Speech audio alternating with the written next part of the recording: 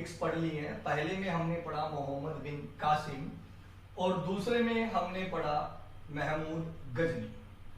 आज हम पढ़ेंगे तीसरा हमलावर यानी कि थर्ड अटैक।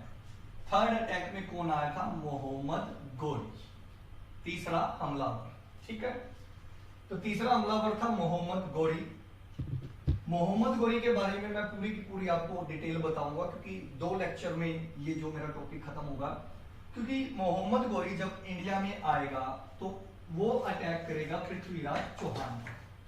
तो आज हम सबसे पहले क्लियर करेंगे पृथ्वीराज चौहान को, कल के चैप्टर में हम क्लियर करेंगे मोहम्मद गोरी को। ठीक है, तो आशा करता हूं यहां तक आपको समझ में आया होगा। अब आगे बढ़ते हैं। ठीक है, भी पृथ्वीराज चौहान और मोहम्मद गोरी की बात की जाए, ठीक है, तो इनके बीच में 2 मेन वॉर मानी जाती है, 2 वॉर। ठीक है, 2 वॉर, 2 वॉर मेन मानी जाती है। मोहम्मद गोरी को पूरा डिटेल से पढ़ाऊंगा, कोई टेंशन की जरूरत नहीं है। आज हम पढ़ेंगे पृथ्वीराज चौहान को। ठीक है, क्योंकि पृथ्वीराज चौहान से मेन मुकाबला हुआ था मोहम्मद गोरी का।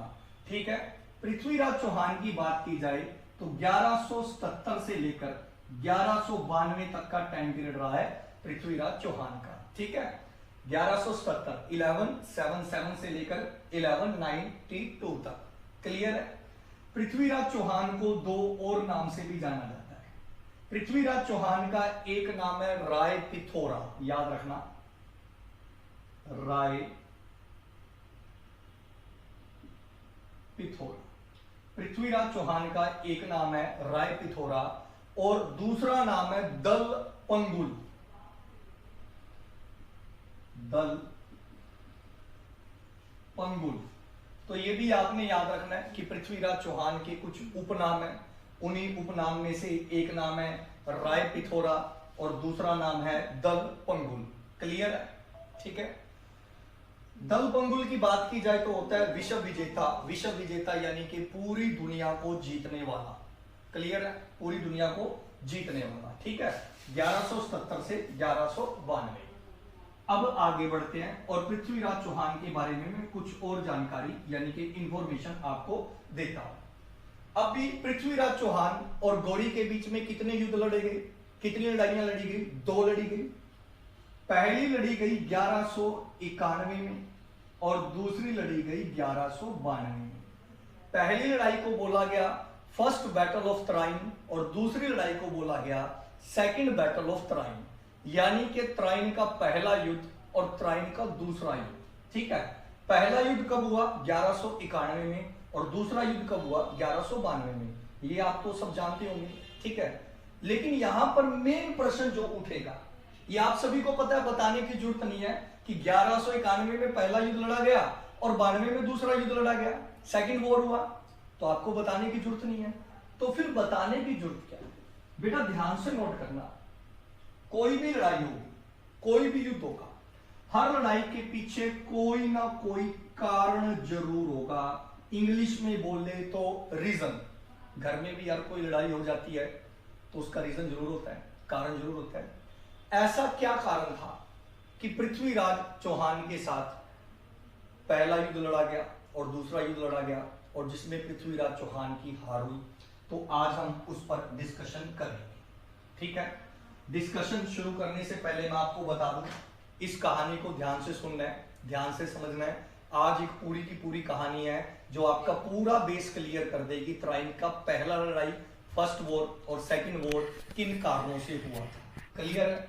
तो कहानी को ध्यान से सुनना है। इस कहानी में कई प्रकार की, जैसे मजाक भी है, लव स्टोरी भी है, प्रेम कहानी भी है, तो वो मैं आपको समझाऊंगा इंटरेस्टिंग वे में, और उसका कोई बच्चा बुरा ना मानना। मतलब कई बार हो जाता है कि ऐसा, क्योंकि देखो मेरा मकसद है समझाना, तो किसी की भावनाओं से छेड़छाड़ करने का कोई मकसद नहीं है। तो ध्यान से नोट करो कहां से कहानी शुरू होती है और क्या कारण थे कि पृथ्वीराज चौहान इन युद्धों में हारा। अब मैं आपके सामने एक नक्शा बना रहा हूं छोटा सा भारत का।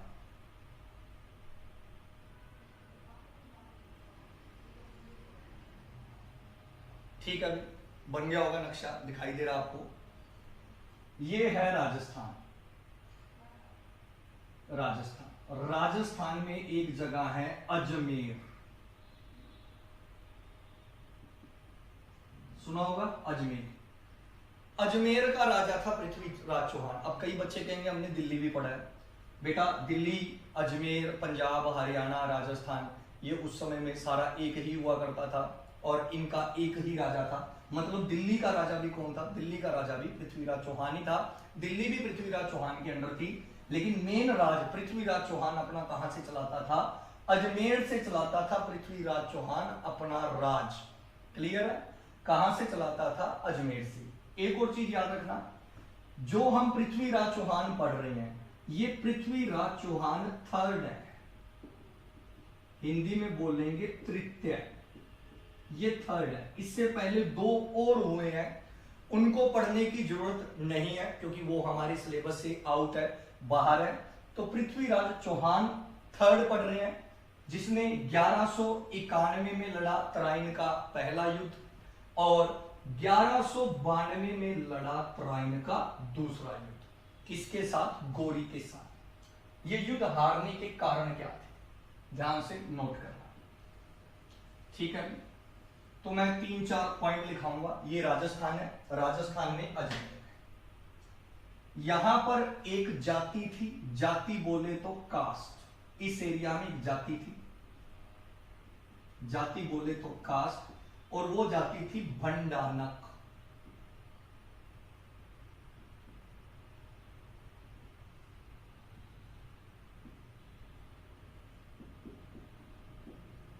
कौन सी कास्ट थी? भंडानक। ठीक है, लगभग इस पॉइंट में, दिल्ली वाले पॉइंट में एक जाति थी भंडानक। ध्यान से नोट करते जाना, ठीक है? नोट्स चाहे आप बाद में बना लेना। दिल्ली से थोड़ा सा इधर आओगे, यूपी आ जाएगा। यूपी में एक यहां पर जगह है महोबा।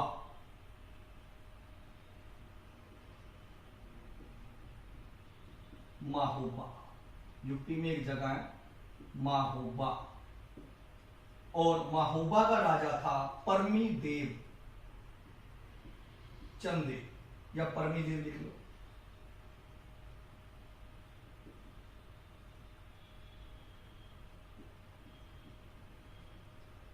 परमीदेव, क्लियर? महोबा का राजा कौन था? परमीदेव। ठीक है, दिल्ली के पास एक जाति थी, एक कास्ट थी जिसका नाम था भंडानक। यहां यूपी वाले एरिया में आएंगे, यूपी में एक प्लेस है महोबा, और महोबा का राजा था परमीदेव। थोड़ा सा यूपी में नीचे वाले एरिया में आएंगे तो यहां पर एक शहर है कन्नौज, सुना होगा कन्नौज, और कन्नौज का राजा था जयचंद। क्लियर? कन्नौज का राजा कौन था? तो कन्नौज का राजा था जयचंद। और देखो राजस्थान के साथ कौन सा एरिया लगता है? गुजरात। राजस्थान के साथ गुजरात लगता है। गुजरात का राजा था भीमदेव सेकंड। भीमदेव सेकंड, मैंने लास्ट लेक्चर में बताया था ना, भीमदेव फर्स्ट और सेकंड आएंगे। भीमदेव सेकंड, और यहां पर राज कर रहा है अजमेर में पृथ्वीराज चौहान। क्लियर है?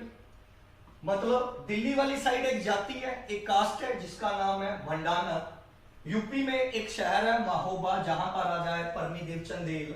यूपी में ही एक शहर है कन्नौज जहां का राजा है जयचंद, और गुजरात का राजा है भीमदेव सेकंड।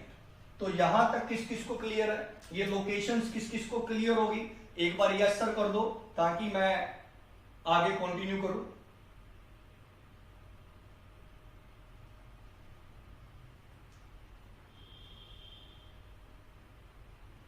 ठीक है, यहां तक किस किस को क्लियर है? प्लीज एक बार कमेंट करके ओके कर दो। थोड़ा सा टेक्निकल इशू है। अगर आपको सारी लोकेशंस क्लियर होगी, Kulveer Kaur yes sir, Rupinder Kaur yes sir, Pallavi Nahar got it, yes sir, clear है, क्लियर है। ठीक है बच्चों, सोनम सिंह कुछ कुछ हो गई सर, ठीक है। तो फिर से मैं रिपीट कर देता हूं अगर समझ में नहीं आया, ठीक है।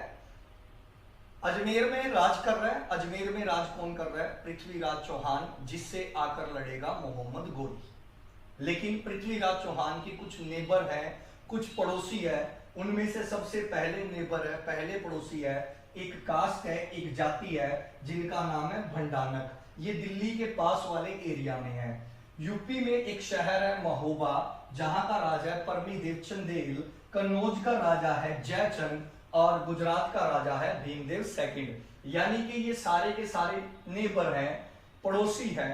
किसके नेबर है? अजमेर के राजा पृथ्वीराज चौहान थर्ड के।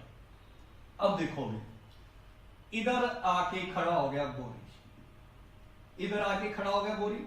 अभी गोरी तो इधर से ही आएगा, क्योंकि सारे के सारे इधर से ही आए थे, ईरान, अफगानिस्तान, पाकिस्तान, इस एरिया से ही सारे हमलावर आए। भी गोरी इधर आके खड़ा हो गया। गोरी पहला दुश्मन था किसका? पृथ्वीराज चौहान का। तराइन का पहला युद्ध हुआ और दूसरा युद्ध हुआ। लेकिन गोरी के साथ साथ पृथ्वीराज चौहान के ये भी सारे दुश्मन थे। मतलब तराइन के युद्ध में अगर पृथ्वीराज चौहान की हार हुई तो उसके लिए अकेला क्रेडिट गोरी को नहीं मिलेगा। इन्होंने भी कहीं ना कहीं गोरी की सहायता की थी, क्योंकि बंडानक भी पृथ्वीराज चौहान के दुश्मन थे, परमीदेव चंदेल भी चौहान का दुश्मन था, जयचंद भी चौहान का दुश्मन था और भीमदेव सेकंड भी चौहान का दुश्मन था।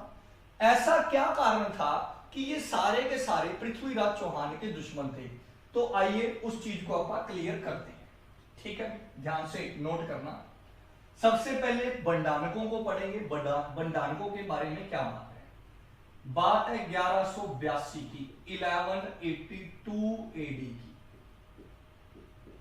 1182 एडी की। अब जो बंडानक थे ये एक प्रकार की घुमक्कड़ जाति थी। ठीक है, मतलब घुमक्कड़ आप समझ गए होंगे। थोड़ा थोड़ा आगे बढ़ते जाते और जिस जिस एरिया में आगे बढ़ते जाते उस एरिया पर कब्जा करते जाते। अब हुआ क्या? बंडानक धीरे धीरे धीरे धीरे आगे बढ़ते गए और आगे बढ़ते बढ़ते कहां तक पहुंच गए? दिल्ली तक पहुंच गए। दिल्ली तक पहुंच गए तो किसी ने पृथ्वीराज चौहान को इंफॉर्मेशन दे दी कि पृथ्वीराज जी कहां। अब मैं कहानी सुनाऊंगा आपको, कहानी से समझना। आपको किताब में ऐसा कुछ नहीं लिखा हुआ जैसा मैं कहानी में बता रहा हूं। किताब की अपनी एक वर्डिंग होती है, आपने बस कहानी समझनी है और डेट याद रखनी है। कहानी और डेट याद रहेगी, पूरी हिस्ट्री याद हो जाएगी। भी किसी ने जाके पृथ्वीराज चौहान को कह दिया कि पृथ्वीराज जी, पृथ्वीराज कहता बोलो क्या वो बंडानक है ना जो कहा, कब वो यार दिल्ली तक पहुंच गई, कब फिर कब मेरे को ये लगता है ये दिल्ली पे कब्जा कर लेंगे। पृथ्वीराज चौहान कहता भी ऐसे कैसे कब्जा कर लेंगे? ठीक है, याद रखना पृथ्वीराज चौहान बहुत ही शक्तिशाली शासक था। शक्तिशाली, he was very powerful king in Indian history. भारतीय इतिहास का सबसे शक्तिशाली राजा था पृथ्वीराज चौहान। मतलब जे पंजाबी च आपां गल करिए, छोटा मोटा राजा था जिहदे नाल मत्था नहीं लाउंदा सीगा, इन्ना खतरनाक बंदा सी पृथ्वीराज चौहान। आगे गल समझे, बहुत शक्तिशाली राजा था। पृथ्वीराज चौहान कहता है ऐसे कैसे कब्जा कर लेंगे? पृथ्वीराज चौहान ने ना किसी की सुनी ना किसी की बात मानी, अपनी सेना लेकर गया 1182 में, जाकर अटैक कर दिया बंडानकों पर और बंडानकों को भगा दिया। क्लियर है? यहां से एक ही प्रश्न आएगा, अगर आया, पृथ्वीराज चौहान ने बंडानकों को कब भगाया या किस ईयर में बंडानकों पर अटैक किया? तो 1182 याद रखना, 1182, 1182 में बंडानकों के ऊपर अटैक किया पृथ्वीराज चौहान ने। अब देखो सीधी सी बात है, इस कारण से बंडानक पृथ्वीराज चौहान के क्या बन गए? इस कारण से पृथ्वीराज चौहान के बंडानक बन गए दुश्मन। बंडानकों का ये कहना था भी हम तो चुपचाप बैठे हैं, हमने ना कुछ करना था ना कराना था, हम तो अपनी रोजी रोटी कमा रहे थे और खा रहे थे, तू अचानक आया और हमारे ऊपर हमला कर दिया। यार थोड़ा तो वो सोच लेता। लेकिन पृथ्वीराज चौहान बहुत शक्तिशाली था, तो 1182 में बंडानकों को भगा दिया और इस कारण से बंडानक पृथ्वीराज चौहान के क्या बन गए? दुश्मन। तो एक बार जल्दी जल्दी फिर कमेंट करके बता दो, यहां तक क्लियर है? ठीक है, फिर क्लियर कर दो यस सर, क्योंकि टेक्निकल प्रॉब्लम चल रहा है, मैं बार बार बोल रहा हूं थोड़ा सा। ठीक है, आज का टॉपिक तो बहुत इंटरेस्टिंग और बहुत महत्वपूर्ण है, इंपॉर्टेंट है, लेकिन टेक्निकल प्रॉब्लम है, क्या करें? पीडीएफ भी मिलेंगे, सब कुछ मिलेंगे। लास्ट वीडियो की पीडीएफ डाल दिए हैं टेलीग्राम ग्रुप में, तो एक बार बता दो क्लियर है? ठीक है। 69 बच्चे लाइव में बेटा, सारे बताओ क्लियर है? एक एक बच्चे की रिस्पॉन्सिबिलिटी मेरे ऊपर है। ठीक है, क्लियर है जी, क्लियर है, क्लियर है, क्लियर है, क्लियर है। ठीक है बेटा, शाबाश, वेरी गुड। भाई बंडानकों से दुश्मनी होगी। अब बंडाना कहते भी पृथ्वीराज चौहान हमारा क्या बन गया? दुश्मन। अब बढ़ते हैं भी महोबा के राजा परमी देव चंदेल। यहां कहानी ध्यान से सुनना। कहां का राजा है? महोबा। महोबा, महोबा कहां पर है? महोबा यूपी में है। और महोबा का राजा कौन है? परमी देव चंदेल, या अकेला परमी देव लिख लो, परमी देव, परमी देव। ठीक है, अकेला परमी देव लिख लो। अगले 1-2 मिनट के लिए हाथ जोड़कर विनती है, ये लो मैं हाथ जोड़ देता हूं सभी स्टूडेंट्स के सामने। अगले 1-2 मिनट के लिए कमेंट मत करना, कहानी को ध्यान से सुनना। ठीक है, एकदम फिट बैठ जाएगा कि त्राइन का युद्ध किन कारणों से हुआ था। क्लियर है? एकदम फिट बैठ जाएगा।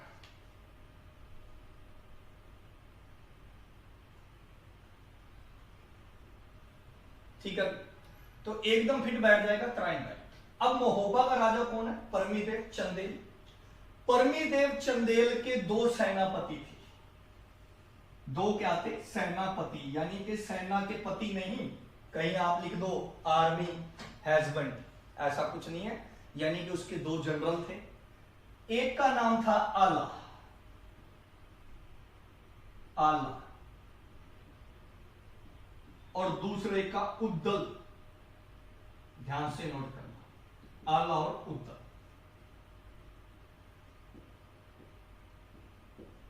क्लियर?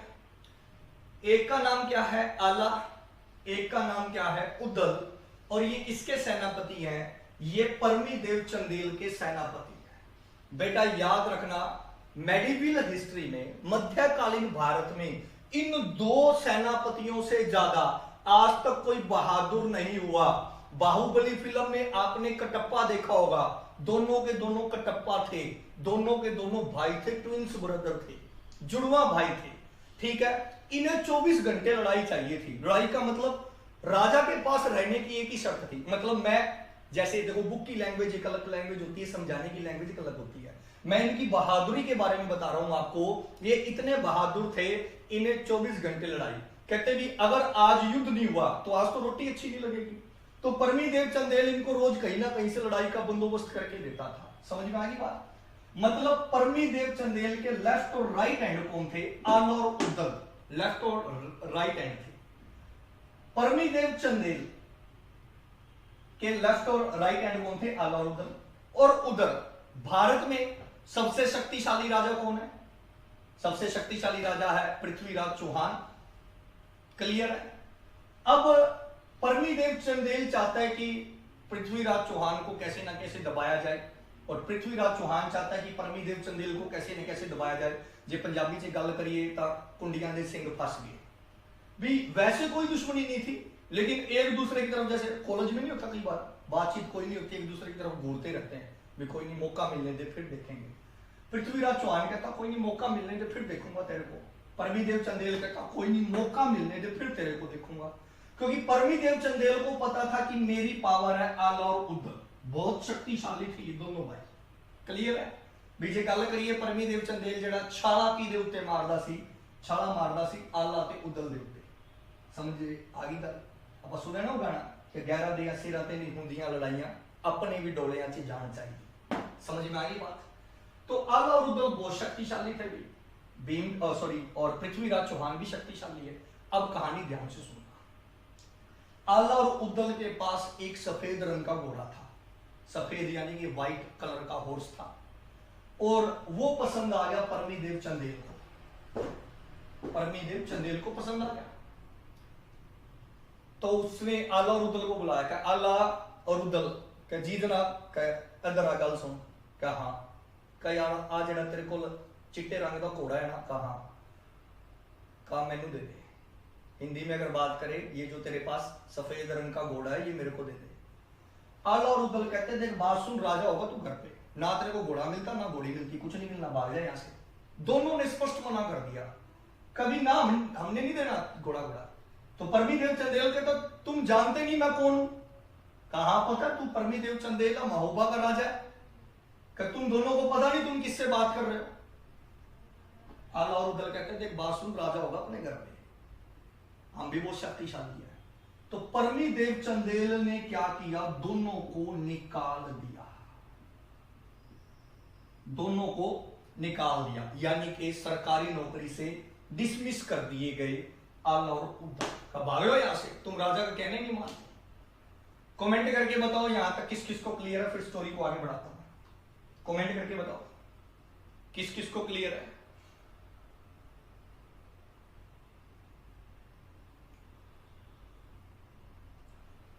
तो कमेंट करके बताओ प्लीज स्टूडेंट्स कि यहां तक क्लियर है।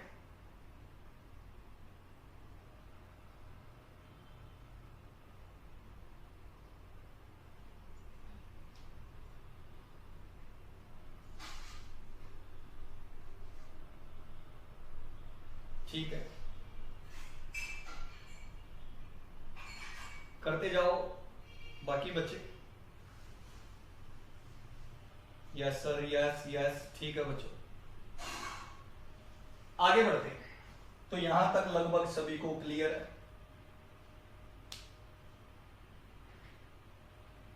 ठीक है बेटा, हाँ कुछ बच्चों ने कहा चलिए चलो सर, वो मैं इसलिए नहीं चल रहा क्योंकि टेक्निकल प्रॉब्लम है, मेरे को ये डर बना रहता है कि कहीं मेरी आवाज ना कट गई, आपको समझ में ना आया, और स्टोरी काफी डीप में है, गहराई में है, इसलिए मैं बीच बीच में रुककर आपके कमेंट्स और व्यू लेता हूं। तो आगे बढ़ते हैं और कहानी को ध्यान से सुनो। आला और उद्दल को निकाल दिया जाता है। अब ध्यान से सुनना, आला और उद्दल को निकाल दिया गया। अब मैंने तो एक बात जानी है जिंदगी के अंदर, जो भी टैलेंटेड आदमी होता है ना, उसे नौकरी की कोई कमी नहीं होती। ठीक है, आगे बात समझ में क्या। आला और उद्दल को जैसे ही निकाला गया तो मैंने आपको बताया कन्नौज, मैंने आपको बताया कि कन्नौज का राजा कौन था। कन्नौज का राजा था जयचंद। कन्नौज का राजा था जयचंद। जैसे ही जयचंद को पता लगा कि आला और उदल को निकाल दिया गया, जयचंद ने आला और उदल को बुला दिया, कहना ओए आ जाओ मेरे को, आ जाओ, कितने चले हो, आ जाओ। आला और उदल कहते हैं ठीक है, हमने तो नौकरी करनी है, कहीं मर्जी कर लें, ठीक है, और नौकरी के साथ साथ हमने क्या करनी है, हमने तो लड़ाई करनी है। हमें तो प्यारा क्या है, हमें तो लड़ाई प्यारी है, जहां हमें युद्ध मिलेगा उस राजा की यहां नौकरी कर लेंगे। जयचंद को पता था कि इन दोनों भाइयों में कितना टैलेंट है, इसलिए आला और उद्दल किसके यहां जॉब करने लगे, जयचंद की। क्लियर है, मैंने कहा है ना टैलेंटेड आदमी को नौकरी की कोई कमी नहीं होती। तो आला और उद्दल नौकरी करने लगे जयचंद की। अब आगे बढ़ती हैं। अब परमीदेव चंदेल की पावर क्या रहेगी। परमीदेव चंदेल की पावर तो आधी से भी कम होगी, क्योंकि परमीदेव चंदेल तो सारी जंग लड़ी किसके दम पर रहा था, लड़ ही आला और उद्दल के दम पर रहा था। और ऊपर से एक कर दी परमीदेव चंदेल ने गलती। क्या गलती कर दी, तो ध्यान से नोट करना। पृथ्वीराज चौहान की सेना एक बार दिल्ली से क्रॉस हो रही थी। क्या गलती की, ध्यान से नोट करना। पृथ्वीराज चौहान की सेना एक बार दिल्ली से क्रॉस हो रही थी, और दिल्ली से क्रॉस होकर वो वापिस अजमेर आ रही थी। जब वो वापिस अजमेर आ रही थी तो किस रास्ते से अजमेर आ रही थी, यूपी के रास्ते से अजमेर आ रही थी। और जब वो यूपी के रास्ते से अजमेर आ रही थी तो परमीदेव चंदेल को लगा कि पृथ्वीराज चौहान ने मेरे ऊपर अटैक कर दिया, और परमीदेव चंदेल ने क्या किया, पृथ्वीराज चौहान के सैनिकों को यहीं पर मार दिया। क्लियर। अब नेचुरल सी बात है, बिना किसी कारण के पृथ्वीराज चौहान के सैनिकों को मार दिया गया। अब पृथ्वीराज चौहान तो क्या हो गए, नाराज हो गए। सीधी सी बात है यार, गली पड़ोस में भी अगर हम जा रहे हैं और कोई बिना किसी कारण के हमारे थप्पड़ मार दे तो भी नाराज ही होंगे। ये तो पृथ्वीराज चौहान के यहाँ सैनिक मार दिए। पृथ्वीराज चौहान कहता काका हुण तू बच के कितने जाएगा। और इस कारण से पृथ्वीराज चौहान और किसमें युद्ध हुआ, परमीदेव चंदेल। तो यहां पर युद्ध लड़ा गया पृथ्वीराज चौहान, पीआरसी लिख रहा हूं, और परमीदेव के बीच। पृथ्वीराज चौहान और परमीदेव के बीच में युद्ध लड़ा गया कब? 1182 में, 1182 में युद्ध लड़ा गया। अब आपको यहां इस युद्ध का नाम भी पूछ सकते हैं। युद्ध का नाम है तुमुल युद्ध।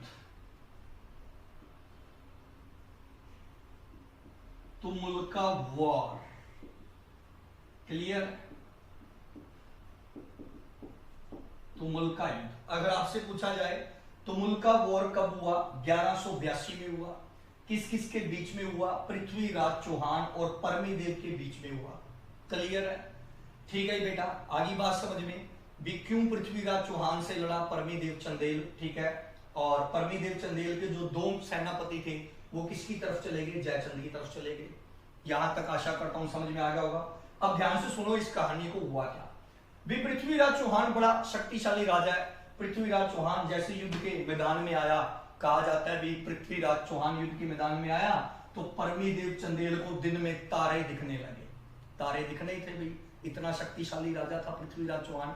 गलत पंगा ले लिया परमीदेव चंदेल ने, क्योंकि परमीदेव चंदेल की पावर क्या थी? आला और उद्धव। अब भाई परमीदेव चंदेल घबरा गया, कहता भी अब क्या होगा। तो किसी ने कहा कि वापिस बुला लो। किसे बुलाएं? आला और उद्दल को वापिस बुला लो। परमीदेव चंदेल कहता यार पता नहीं आएंगे भी या नहीं आएंगे, क्या क्यों का बड़ी बेइज्जती की थी यार, ना उनसे घोड़ा मांगता तो ना ही पंगा होता। तो किसी ने कहा था उन्हें कह के तो देखो, क्योंकि उन दोनों भाइयों को लड़ाई से मतलब है, युद्ध से मतलब है। तो मैसेज लगाया गया परमीदेव चंदेल के द्वारा आला और उद्दल को। दोनों भाइयों को मैसेज लगाया गया कि आला और उद्दल का, हाँ बोल क्या है, कल लड़ाई होगी। कल लड़ाई कितने हुई है? हुणे 10 हुणे चलिए। दोनों भाई लड़ाई में आ गए। क्लियर है? अरे जयचंद कहता रे रुक जाओ, रे रुक जाओ, रुक जाओ। परमी आला उद्दल कहते अब नहीं रुकने वाले, हुण तो असि लड़ाई लड़के आवांगे वापिस। दोनों को इतना क्रेज था लड़ाई का, दोनों वापिस मैदान में आ गए और कहते इन्होंने हवाओं का रुख बदल दिया, क्योंकि बड़े शक्तिशाली थे। लेकिन कम पृथ्वीराज चौहान भी नहीं था। कहते हैं कि पृथ्वीराज चौहान की सेना बहुत बड़ी थी, बड़ी बहादुरी से लड़े आला और उद्दल, और आला और उद्दल इस लड़ाई में लड़ते लड़ते वीर गति को प्राप्त हुए। वीर गति यानी कि शहीद हो गए 1182 में। ठीक है, इनकी शहादत को देखते हुए और इनकी वीरता को देखते हुए कुछ कवियों ने कविता लिखी है, जिसकी 2 लाइनें मेरे को याद है, बोल के बताता हूं। कवियों ने कहा है कि 12 वर्ष कुकर जीवत, 13 वर्ष सियार, 18 वर्ष क्षत्रिय जीवत, बाकी जीवन धक्कार। कहने का मतलब कुत्ता 12 साल जीता है, सियार जो है वो 13 साल जीता है, और जो क्षत्रिय है वो सिर्फ 18 साल ही जीता है, और बाकी जीवन उसके लिए बेकार है। क्षत्रिय जो होगा वो युद्ध में लड़ता हुआ मारा जाएगा अपनी आन बान और शान के लिए। तो ये इनकी आन बान और शान में कुछ कविताएं लिखी हैं कवियों ने, जिसकी मैंने आपको लाइनें सुनाई। तो यहां तक किस किस को क्लियर हो गया। इस कारण से परमीदेव चंदेल दुश्मन बन गया पृथ्वीराज चौहान का, कि तू मेरा सबसे बड़ा दुश्मन है, तूने मेरे 2 सबसे खतरनाक जो सेनापति थे उन्हें मार गिराया। इस कारण से दुश्मनी हुई परमीदेव चंदेल से। क्लियर है? तो यहां तक किस किस को क्लियर है? प्लीज एक बार कमेंट करके मेरे को बताओ कि सर क्लियर है। किस किस को क्लियर है?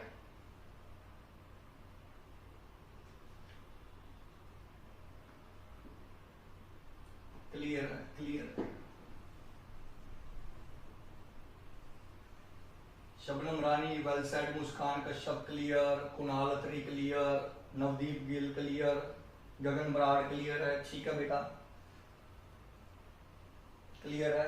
आज कम है बच्चों लाइव, पता नहीं क्या बात है, टेक्निकल प्रॉब्लम से लेट हो गया तो वीडियो चल नहीं रही। माइंड से सर, ठीक है वीडियो चल रही है माइंड से सर। ठीक है बेटा, गेम मास्टर यहाँ पर बनाया हुआ है। ठीक है बेटा, तो ज्यादा से ज्यादा इसको आपने लाइक और शेयर करना है। मैं आपको हर क्लास में बोलता हूँ 2 मिनट चलो आपसे बातें कर ले बेटा। ठीक है, आपका लाइक और शेयर ही हमें हौसला और मोटिवेशन देता है। और मैं हमेशा एक बात कहता हूँ, अगर आपको वीडियो अच्छा लगा हो तो ही लाइक करना, कोई जबरदस्ती नहीं है। नहीं अच्छा लगे डिसलाइक कर दो, अगर आपको कहानी और स्टोरी अच्छी लगी तो फिर लाइक और शेयर जरूर करो, ठीक है। चैनल को आगे लेकर जाओ, ये आपका चैनल है और हमें भी इससे हौसला मिलता है कि स्टूडेंट्स हमारे साथ है। और जो आप ऑनलाइन कमेंट करते हो उसके लिए थैंक्स, लेकिन ऑनलाइन कमेंट आपके मेरे पास सेव नहीं रह पाते, मैंने आपको पहले ही बताया, बाद में मैं पढ़ता हूँ, मैं वैसे ही पढ़ाते हुए थोड़े कम पढ़ता हूँ, ठीक है, जो कमेंट है, तो बाद में जरूर अपने जो एक्सपीरियंस है मेरे से शेयर किया कीजिए, मैं एक एक कमेंट आपका देखता हूँ, ठीक है। तो आगे बढ़ते हम, अब भी आगे बढ़ते हैं, तो यहां तक क्लियर हो गया बच्चों। अब भी आगे आएगा जयचंद। जयचंद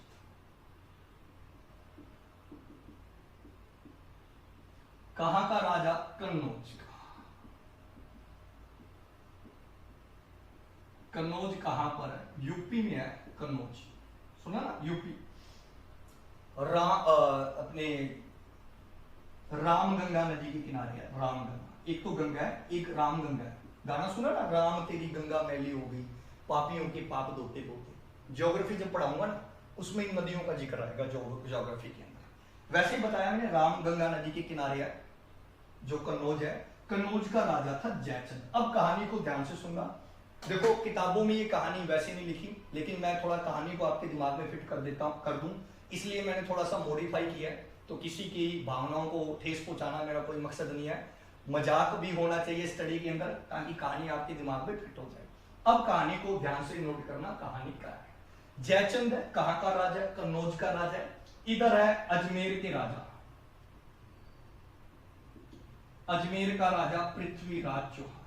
पृथ्वीराज चौहान के कितने दुश्मन हो चुके हैं? 3। पहला तो मोहम्मद गोरी, जिसको कल पढ़ेंगे, दूसरे भंडानक, तीसरा परमीदेव। अब भी जयचंद से कहां से पंगा पड़ेगा, ध्यान से नोट करना। कमेंट आप बाद में करना, कहानी ध्यान से सुनना, और जब मैं कहूं वाह वाह करनी है तब करना, क्योंकि शेर सुनाऊंगा बीच में, ठीक है। जयचंद की एक पुत्री थी, बेटी थी, जिसका नाम था संयोगिता। जयचंद की एक पुत्री थी, बेटी थी, जिसका नाम था Sanyogita. She was most beautiful and glorious. कहते हैं भी उस टाइम की कैटरीना कैफ और जैकलिन फर्नांडिस को फेल करती थी, ठीक है। मैं फिर कह रहा हूं भी किसी की भावनाओं को ठेस पहुंचाना मकसद नहीं है, कहने का मतलब उस समय में सबसे सुंदर राजकुमारी थी। तो भी उस समय में सबसे सुंदर थी, तो आज कैटरीना है, जैकलिन है, भी अपने टाइम की थी कैटरीना जैकलिन। समझ में आ गई बात। इतिहास में 3-4 राजकुमारियां तो हुई है, एक संयोगिता के अलावा एक रानी पद्मावती, ठीक है। तो संयोगिता बहुत ज्यादा सुंदर थी, 4 चांद लगा देती थी, किसी भी पार्टी वगैरह में जाती थी भी। तो ध्यान से नोट करना, संयोगिता की जो नानी थी, नानी समझते हो ना, मम्मी की मम्मी, ठीक है, जो पंजाबी च आप गल करिए नान की। संयोगिता की जो नानके जो थे पंजाबी थे, मतलब संयोगिता की जो नानी थी वो दिल्ली रहती थी। संयोगिता की नानी कहां रहती थी? दिल्ली। क्लियर? संयोगिता की नानी कहां रहती थी? दिल्ली। तो भी गर्मियों की छुट्टियां थी, जून जुलाई की, संयोगिता दिल्ली गई हुई थी। अपनी मम्मी को कहती, भाई मम्मी मैं नानी को जाना है। उसकी मम्मी कहती, भाई चली जा। तो संयोगिता चली गई दिल्ली। इधर से पृथ्वीराज चौहान भी दिल्ली गया हुआ था। समझ गए हो गए? मैं पिंड नानके रहिंदा सी, ओ भूआ कोले पढ़दी सी। Any doubt? संयोगिता दिल्ली गई हुई थी, पृथ्वीराज चौहान भी दिल्ली गया हुआ था। अब मैं थोड़ा सा कहानी अपने तरीके में बताता हूँ। भाई संयोगिता एक दिन छत पे खड़ी थी और पृथ्वीराज चौहान भी खड़ा हो गया। पृथ्वीराज चौहान ने देखा किया और नंबर फेंका। संयोगिता ने नंबर उठा लिया, मिस कॉल लगा दी। समझ गए होगे? कहने का मतलब पृथ्वीराज चौहान और संयोगिता की सेटिंग होगी, मतलब प्रेम संबंध हो गए, अफेयर हो गया, लव चल गया दोनों का। किताबी भाषा में पढ़ाऊं तो किताबों की भाषा में लिखा है कि पृथ्वीराज चौहान और संयोगिता के बीच में प्रेम संबंध था। जो मॉडर्न जमाने की गल करिए, ये बॉयफ्रेंड और गर्लफ्रेंड बन गए, चैटिंग वैटिंग शुरू हो गई, ठीक है, रोटी खाई या नहीं खाई, खा लो, ये वो फलानी धमकानी बातें शुरू होगी, भी दोनों का प्यार 7 जन्म तक पहुंच गया, ठीक है। अब मेरे को कमेंट करके बताओ यहां तक किस किस को क्लियर हो गया भी क्या चक्कर हुआ दोनों का।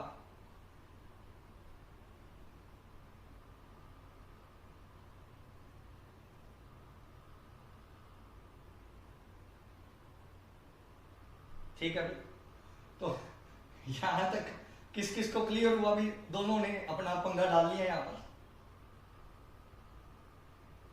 अरे फोन नहीं होते थे उस टाइम में, ये तो मैंने मजाक किया है, ठीक है ना, फोन कुछ नहीं थे, ये तो मैंने मजाक किया है कि इन दोनों के प्रेम संबंध थे, मैंने आधुनिक भाषा में समझा दिया, ऐसा कुछ नहीं है, ठीक है ना। तो किस किस को क्लियर है यहां तक एक बार बता दो कमेंट करके, मैं आगे चलता हूं। रवि धारीवाल ने लिखा फोन होते थे, फोन नहीं होते थे, ठीक है, ठीक है। अभी आगे बढ़ते हैं। हुआ क्या, एक दिन दोनों की चैटिंग वैटिंग चल रही थी और संयोगिता के डैडी ने पकड़ ली, 2-4 थपेड़े मारे, चपेड़े मारे और वापिस ले आया कहां पर, कन्नौज चल गए। पृथ्वीराज चौहान भी बेचारा वापिस आ गया अजमेर, दोनों में जुदाई हो गई, दूर दूर हो गई, ठीक है ना। सुनने सुनने होए तेरे पिंड वाले रानी, जिथे साडे गवाचे दिल आड़े चाहनी। अभी दोनों दूर हो गए। अभी देखो सीधी सी बात है, अपने इस भारत के समाज में अगर बच्चा ऐसे पकड़ा जाए तो सीधी सी बात है, क्या कर दो, ब्याह कर दो, विवाह। तो यहां साफ कर रहा हूं, तो संयोगिता अपने घर आ गई, पृथ्वीराज चौहान अपने घर आ गया, दोनों के दिलों की दूरियां बढ़ गई, ठीक है नहीं। और संयोगिता का रख दिया गया विवाह, यानी कि मैरिज फिक्स कर दी जयचंद ने। उस टाइम में स्वयंवर हुआ करते थे, स्वयंवर।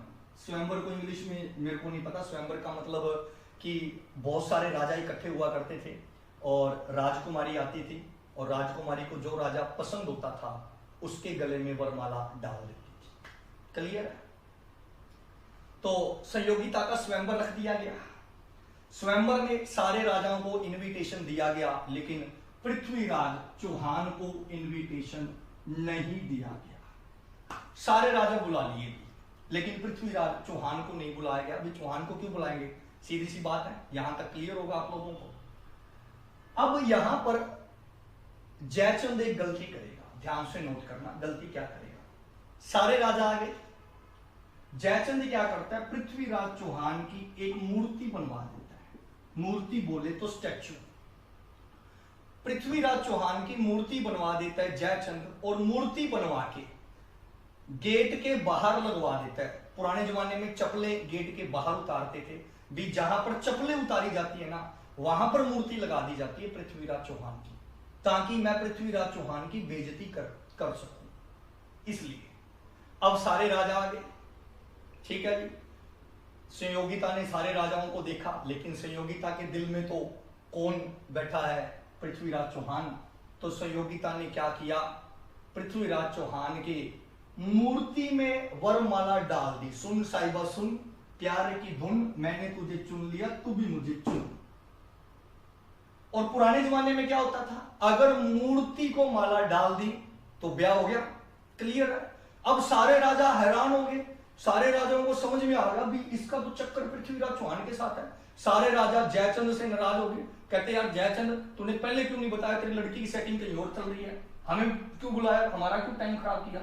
सारे राजा नाराज हो गए, पूरा पंगा पड़ गया, ठीक है जी। यहां तक किस किस को क्लियर हो रहा है, एक बार कमेंट कर दो, फिर आगे कहानी मैंने आगे बढ़ानी है कि यहां तक क्लियर है। पृथ्वीराज चौहान की मूर्ति को क्या डाल दी गई, वरमाला डाल दी गई।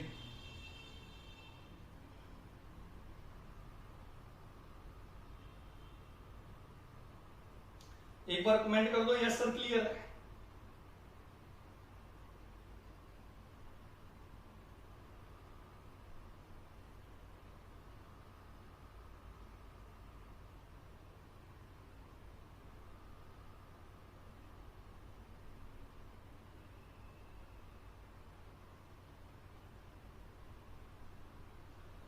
ठीक है बच्चों, मैं कमेंट पढ़ रहा हूं आपके, क्लियर है, क्लियर है, क्लियर है, क्लियर है, ठीक है।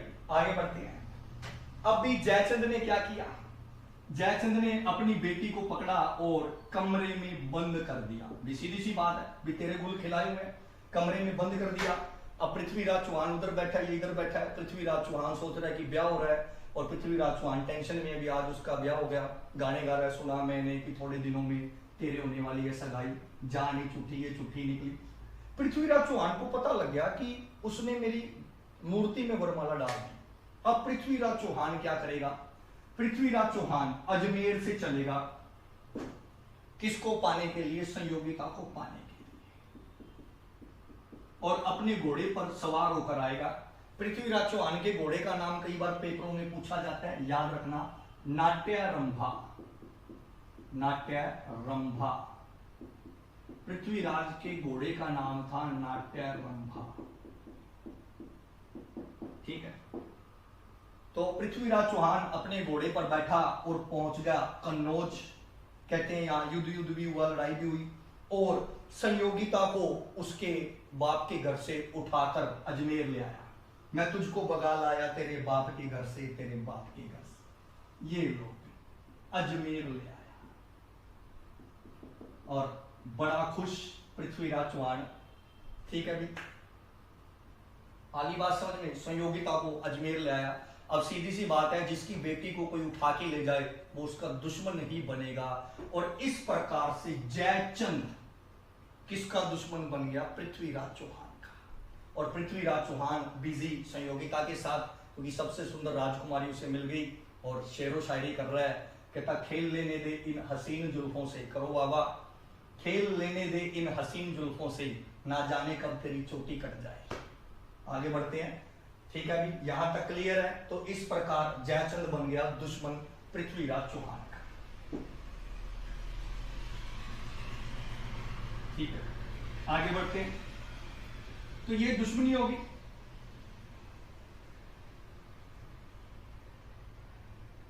ठीक है, तो इस कहानी को बताने का एक ही मकसद था भी, आपके दिमाग में कॉन्सेप्ट क्लियर हो जाए। किताबों में ऐसा कुछ नहीं लिखा होता, और उसके लिए मैं क्षमा चाहूंगा। ठीक है, बस ये इसलिए कि बच्चों आपके दिमाग में फिट हो जाए। बाकी अपन को इससे कोई लेना देना नहीं है। ना उस टाइम में कोई मोबाइल होता था, ना कोई कम्युनिकेशन था, ना इंटरनेट था। कुल मिला के उनका अफेयर था, मैं फिर बता दूं। और पृथ्वीराज चौहान जो है संयोगिता को उठाकर ले आता है अजमेर। कहने का मतलब ये है, ये बीच वाली कहानी ऐसी कोई किताब में नहीं मिलेगी। ठीक है, ये तो मैंने आपको बस सिर्फ एक, चलो आपका इंटरटेनमेंट हो जाए, आपके दिमाग में फिट हो जाए, ऐसी कोई कहानी कहीं पर नहीं है, ये मैं आपको बता दूं। ठीक है, तो आपके दिमाग में फिट हो गया होगा, आई होप, आशा करता हूं। अब आगे बढ़ते हैं। अब इस प्रकार से जयचंद भी क्या बन गया? जयचंद भी दुश्मन बन गया पृथ्वीराज चौहान का। क्लियर है? अब लास्ट दुश्मन कौन है? अब देखो, गुजरात का राजा, गुजरात का राजा है भीमदेव सेकंड। भीमदेव सेकंड। ठीक है, भीमदेव फर्स्ट कौन था? मैंने लास्ट लेक्चर में बताया था। भीमदेव फर्स्ट भीमदेव सेकंड का पिता था। तो बस मैं सीधा बता दूं, भीमदेव फर्स्ट को मारा था पृथ्वीराज चौहान ने। क्यों मारा, किन कारणों से मारा, ये प्रश्न नहीं बनेगा। ठीक है, बस आपको ये प्रश्न पूछा जाएगा कि जब पृथ्वीराज चौहान दिल्ली का या अजमेर का राजा था, तो गुजरात का राजा कौन था? गुजरात का राजा था भीमदेव सेकंड। क्योंकि पृथ्वीराज चौहान ने किसको मारा था? भीमदेव फर्स्ट को मार दिया था। भीमदेव सेकंड का पिता था भीमदेव फर्स्ट। अब यहां पर क्या होगा, ध्यान से नोट करना। अभी राजस्थान में एक जगह है आबू, सुना होगा, माउंट आबू आपने सुना होगा, आबू कहा जाता उसे। आबू की एक राजकुमारी थी, आबू की एक राजकुमारी थी जिसका नाम था इच्छनी, जिसका नाम था इच्छनी। क्लियर? आबू की एक राजकुमारी थी जिसका नाम था इच्छनी, और इच्छनी को वन साइड लव करता था भीमदेव सेकंड। मतलब 50%, वन साइड 50% ही होगा ना, कभी अद्धी तहा है, कभी अपने वालों तहा है, अगली का पता नहीं। मतलब ये वन साइड लव करता था इच्छनी को। क्लियर? लेकिन इच्छनी को कभी कह नहीं पाया भी मैं तेनू प्यार करता, लेकिन पंगा कुछ और ही था। इच्छनी वन साइड लव करती थी पृथ्वीराज चौहान को। क्लियर हो गया? भीमदेव सेकंड इसे वन साइड लव करता था, और इच्छनी वन साइड लव करती थी पृथ्वीराज चौहान को। और जब चौहान को इस बात का पता लगा, ठीक है, या ये कह दो इच्छनी ने जाके चौहान से पूछा भी ये हो गया वो हो गया, तो कुल मिला के फाइनल स्टोरी ये पहुंची कि पृथ्वीराज चौहान ने विवाह करा लिया इच्छनी से। ये लोग इचनी भी किसकी होगी? पृथ्वीराज चौहान की। भीमदेव सेकंड कहता आ चंगा बंदा है, पहले मेरे बाप को मार दिया, अब मेरे प्यार को ले गया, तू यार तू बड़ा अच्छा आदमी है यार। और इस प्रकार से दुश्मन बन गया भीमदेव सेकंड। यानी कि पृथ्वीराज चौहान के चारों तरफ क्या हो चुके हैं? दुश्मन। इसीलिए कहा जाता है अत्यधिक दुश्मन जिंदगी में नहीं बनाने चाहिए। पहला गोरी, दूसरे बंडानक, तीसरा परमीदेव चंदेल, चौथा जयचंद और पांचवा भीमदेव सेकंड। तो यहां तक किस किस को क्लियर है? कमेंट करके बता दो।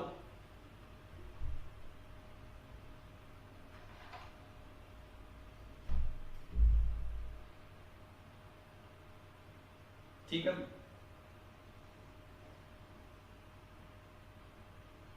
यहां तक क्लियर?